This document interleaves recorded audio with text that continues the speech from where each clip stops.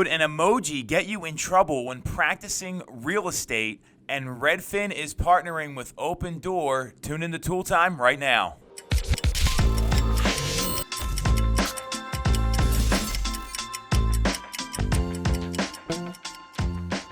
I'm Tom Toole. She's Jess Lion. Hello. We are here back on Toole Time. Got some interesting stuff to discuss. The first one is some information that came out early July where courts are having to interpret communication where there's emojis involved. So I don't know what kind of emojis. I haven't seen the actual transcripts. But the question is, could an emoji actually get you into legal trouble? So Jess, what do you think about all this?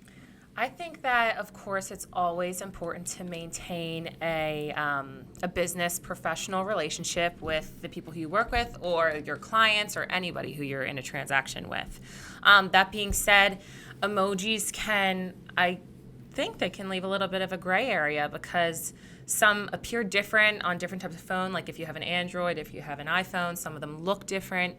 But I think there is a time and a place. Like when I'm discussing inspections, I usually do it over the phone because they have a question for me or something like that. I'm not going to do like, hammer, nail, something. That's not the time or the place. But hey, it was really, really nice like speaking to you today, like smiley face. Yes, I'll do that. Or, when I'm trying to talk to a potential client and I feel like I want to let them know that I'm like a real person, I'll do like a thumbs up emoji or a smiley face or looking forward to meeting you, something like that. So definitely there is a time and a place for when you want to use emojis, and don't use them too much. Some people do like heart, heart, heart, heart, heart, or like house, heart, key, something like that. So use them sparingly.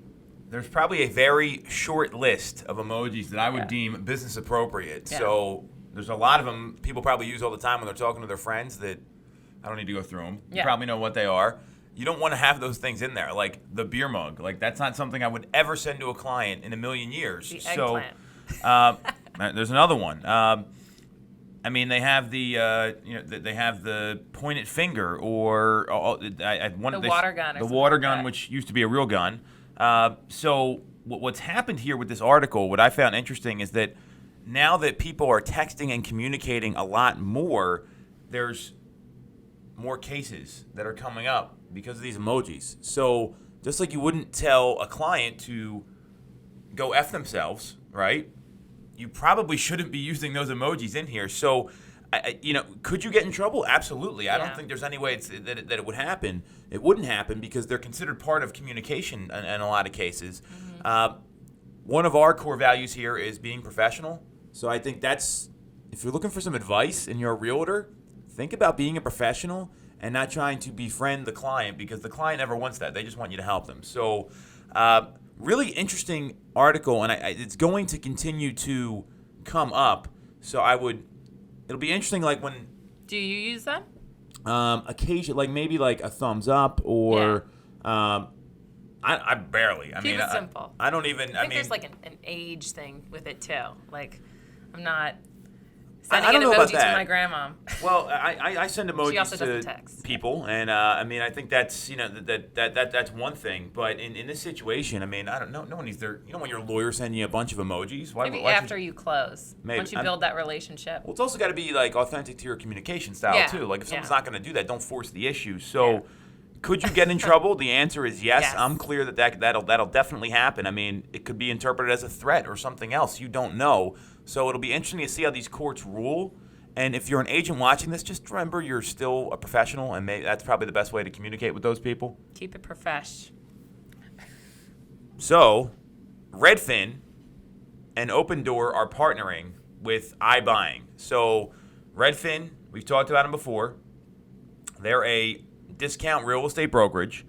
Opendoor is a iBuying home service, meaning they will provide an instant offer to people on their home, and they're not in all the markets. They're not in our market right now. Redfin is, Opendoor is not. So they are now partnering to give people more options. What do you think about all this? Going through the article, they list one of the major problems. It's going to cost a seller potentially thousands of dollars. So that's number one. But the other ones that I see with this are there's a lot of people, some sellers that there's an emotional component to selling your houses, and doing that online, I feel like it takes that out of it. And also, who is looking out for your best interest? If it's just like a few clicks on the computer, are you really being represented properly? So I'm not too sure about it. I feel like there is a customer for this. They talk about it being convenience. It's all about convenience. Someone who just wants to do a few clicks and sell their houses and doesn't really care about, maximizing the profit, maybe it's for them. But for most, I would say this is a no-go. So this is just another example of how fast the real estate market is changing. And Redfin, I've seen them come out with some pretty cutting-edge stuff. Now, whether or not it works, I'm not saying that that's going to happen. Mm-hmm. They have their Redfin Now option that someone can fill out an offer. It's like a 70-question survey or something. We talked about that. This partnership is another move where I see them trying to give people more options.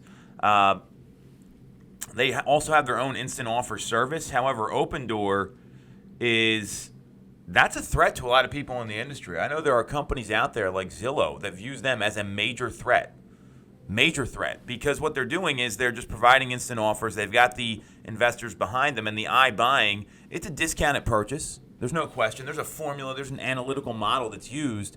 And this is going to be for people that don't want to deal with putting their home on the market. Maybe the home is in total disarray. It's total fixer-upper. You're better off some people, they might just need the money and need to get out. Maximizing the price isn't always the greatest need of the client. And that's where a company like Opendoor comes in. And more people want to list their homes and get as much money as possible. They're not going to use that service. Exactly. All this, what I see Redfin trying to do is being more of a one-stop shop for consumers, and they're trying to come to a place where they want convenience, they want low cost, they want to do more of the work on their own. That's not a lot of people, and there's a reason why Redfin doesn't have a high market share in a lot of markets, because what they're doing is not what other agents are doing, like a full-service realtor. Mm-hmm. So, this is just them providing another arm and another piece of service. And if you recall, back in March, RE/MAX and Redfin partnered, mm-hmm. and then RE/MAX said no way after they came out with this remove the buyer agent from the transaction program that rolled out. I guess it was like a month and a half ago, whenever that was. So all I see is this is Redfin trying to gain more market share because they're relying on the buy side to fund and bring in profit. So because on the sell side they don't make any money. Yeah. This is going to be interesting to see what happens with these iBuyers. This is just another example of the market changing, and there's also investors that do this too. Yeah. It's the investors. How many messages do we get on our website? Hey, I look to make below market offers that are quick sales. Well, great, you and everybody else. So a company like this that actually has the ability to go out there and do it on their own rather than go through an agent, because that's not a client that I know I would want to work with. That's a waste of time. You're running around doing all this work, and the odds of them getting an offer accepted aren't that high. So in the article, it says it looked like Zillow offers is kind of the same thing, mm-hmm. and people are really attracted to that. So, like I said, I think there is a market for it, maybe a little bit of a smaller one. It's going to work for some people, for the investors like you're talking about. Yeah, not your client who's lived in their house for 30 plus years, who puts so much work into it, and they want to make sure that someone is moving in, going to take care of. That's not going to work here. Well, some houses aren't going to sell at a retail price because of the condition or the location, or again, there's like a distressed situation. Like you got, so it's the instant offer isn't. It's going to be for the seller that is looking for convenience, speed, and certainty versus the seller who wants price maximization and a professional guiding them through the process. Yeah. So I haven't even seen this. What's the quote here? What do you got? The quote here, I was listening to an interview that Jessica Herrin did today on the Rise podcast with Rachel Hollis. I love that podcast. You should all check it out. She's an entrepreneur. She is also an author. Her newest book is Find Your Extraordinary. She has a few other ones as well. But this morning, she was just talking about the topic of don't lose your sense of optimism, and all of the odds and the obstacles that you are going to face really don't mean anything in your going and getting your goal. So what does that, I guess, don't lose your optimism, staying optimistic, don't really care about what anybody else thinks about you. How do you kind of deal with that? I mean, negativity will kill your spirit. It's going to kill your business. It's going to kill it can kill your personal life. So, I'm optimistic, but I'm also a realist. So, Yeah. but removing negativity. I mean, if you're not optimistic about the work you're putting in and what you're doing, like what I do every day makes me optimistic. Mm-hmm.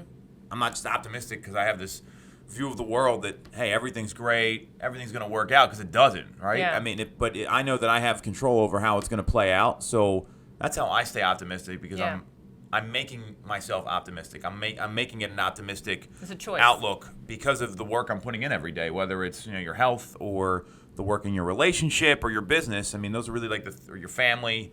Yeah. I'm optimistic that I'm going to have good relationships with my kids because I spend time with them and try to be a good dad. Like that's why I'm optimistic, not the other way around. So Yeah, she was also talking about I guess the fear that comes when you have so much excitement and you're very optimistic about something. Then there's these kind of like little bits of fear. Okay, well, I don't know what the next steps are. You're an entrepreneur. She said it's entrepreneurship means figuring it out. Is that true? Like obviously you're an entrepreneur. most entrepreneurs fail exponentially all the time, and it's the one thing. But then what you learn from that, because it's never gonna come out and everything goes perfectly right from the gate. Yeah. Look at what we just talked about. That is such a big change in the real estate market going on. That doesn't mean a lot of people didn't know this was going to happen. Some agents probably don't even care, or they don't want to get involved, but it's going to affect their business at some point. So that's part of it is knowing what the hell's going on and educating yourself, because then you can be optimistic about the opportunities in the marketplace. For example, Zillow offers, right? Mm-hmm. That to me is a huge opportunity, because just because Zillow's making all these people an offer doesn't mean they're going to take them. And then now we know they want to sell their house. There you go. I'm optimistic. I'm optimistic about the opportunity involved there. So it's not always going to be that cut and dry. Yeah, I feel like I go through this all the time, where I feel like I can really and even before I got into real estate, I could do anything. And then you kind of get little chirping in your ear, maybe you can't do that, or I don't know what the next steps are, or I don't know how I'm going to pass this. And you kind of just have to keep that optimism daily and refresh in the morning and kind of just go for it. And really, if you need to block out anybody else, then so be it. That's what I feel. So create the optimism is what I'm hearing here. Very cool. That. Tom Toole quote. Create the optimism. Right. All right. Jessica Herrin, you can get her book, Extraordinary, Find Your Extraordinary, and check her out on the podcast for Rachel Hollis, the Rise podcast. You should check her out. Catch you guys next week.